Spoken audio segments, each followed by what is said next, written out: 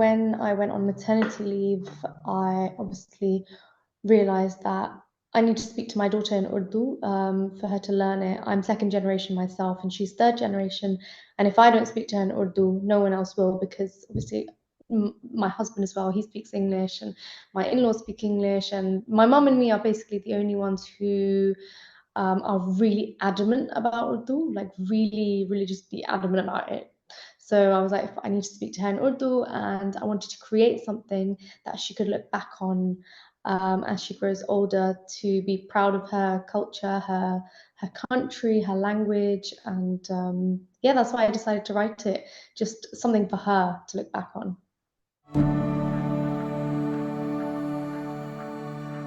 Character Anam Khan. She's named Anam Khan because at home I'm called Anna. So my name's Anna Khan, and I didn't want to put in my own name, but I wanted something similar. And it's her journey of, as a British Pakistani, she goes to Pakistan for the first time. She goes to Karachi for the first time, where her mum was born and brought up, where her mum went to university, and she meets kind of her mamu and her cousins for the first time, and she really just enjoys herself because she goes to all these places like Bunce Road, she goes to Dodaria, she goes to all these fun places that I've been to myself.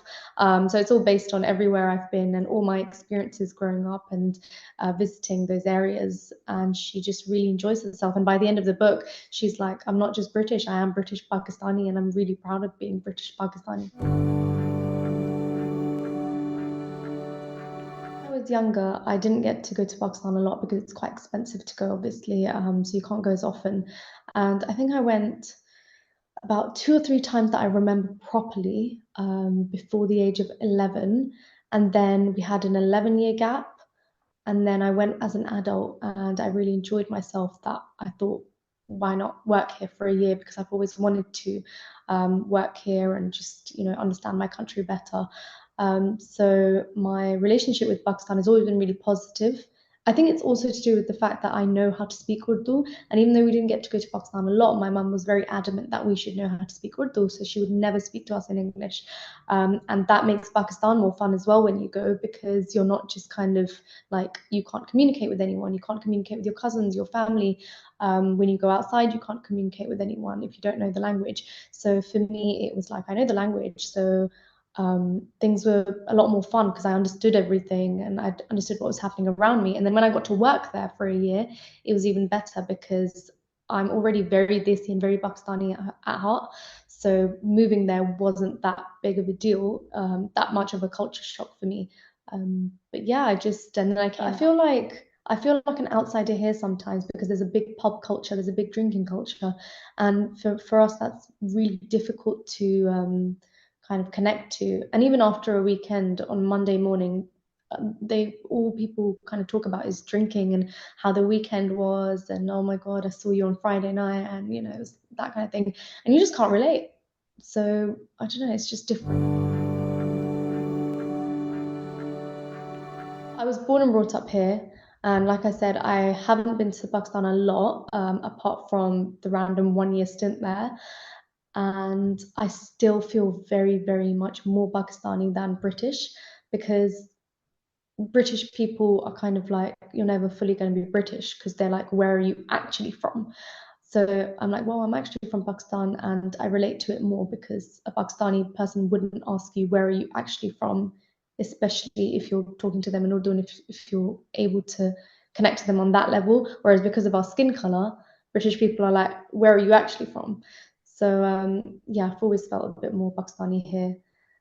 And yeah, just felt more connected to my Pakistani side.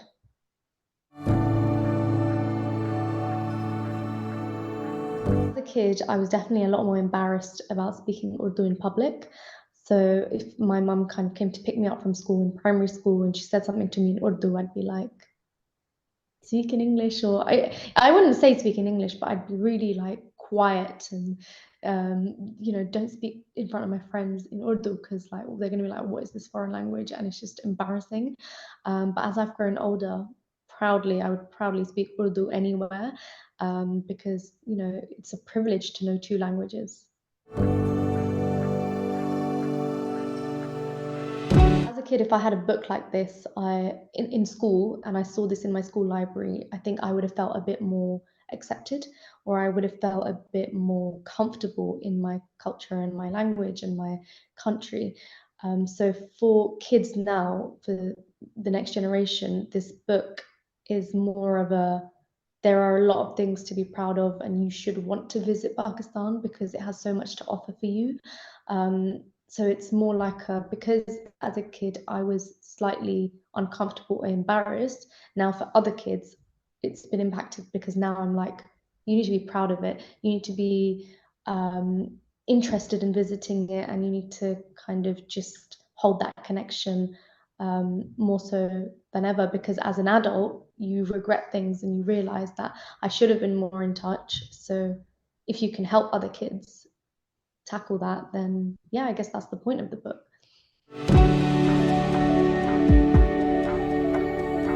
I hope to help kids understand that Pakistan is something that we should be connected to.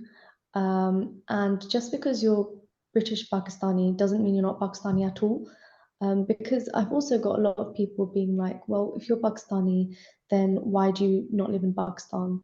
Why have you kind of just left Pakistan if you're so proud of being Pakistani? But then the British people are like, go back to your country. So it's like, where's the in between? But there's British Pakistanis and British and American Pakistanis and loads of overseas Pakistanis who feel neither here nor there. So this is, I guess, for them to feel more comfortable as someone who connects to both sides fully.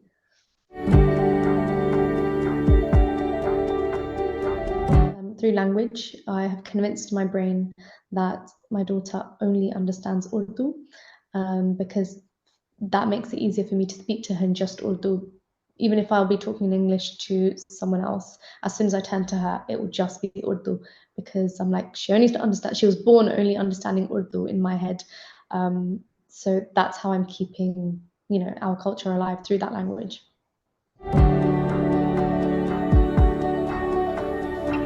Even at work, so not just even growing up. I mean, I've been called Angela and my name's Unzela. So my name is something that I used to be. I told you that my nickname at home is Anna. And then if you spell it in English, it's Anna. So at school, in primary school, I was Unzela, but they butchered that name. So that's why in secondary school, I was like, listen, I'm just Anna Khan. Just call me Anna.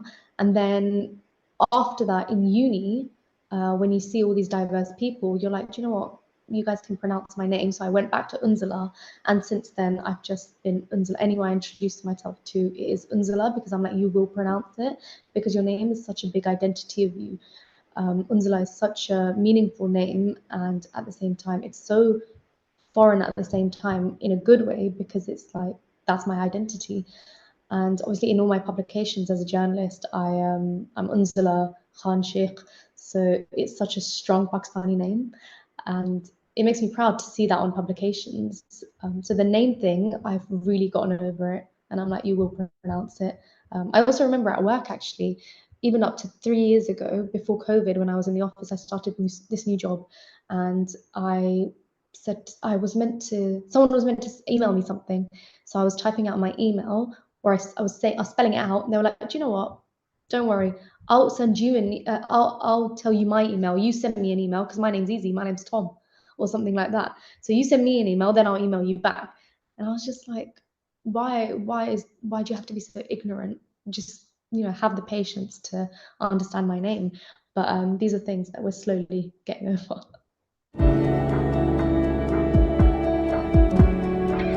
I would say our grandparents moved to the UK and to America and to all these different countries for a better life. They didn't move to forget about their culture, and they didn't move to forget about their roots. That wasn't the purpose of it. So maybe just take some time to speak to your grandparents, or understand the language and the culture, and maybe watch some Pakistani dramas and stuff to understand the language a bit better, because it's so important to not lose that, especially for the sacrifices that our parents and grandparents have made.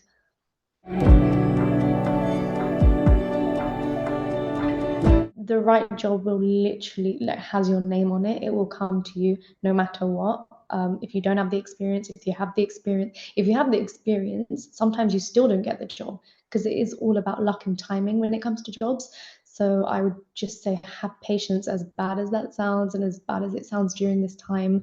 It is literally about patience. You're not going to be unemployed forever. You will get that break. And I wish I told myself that because that year was so depressing. It was like I'm never going to be employed again, which is ridiculous because obviously if you're applying, you will eventually, even if it takes a year, 2 years, 3 years, you will eventually, inshallah, get a job.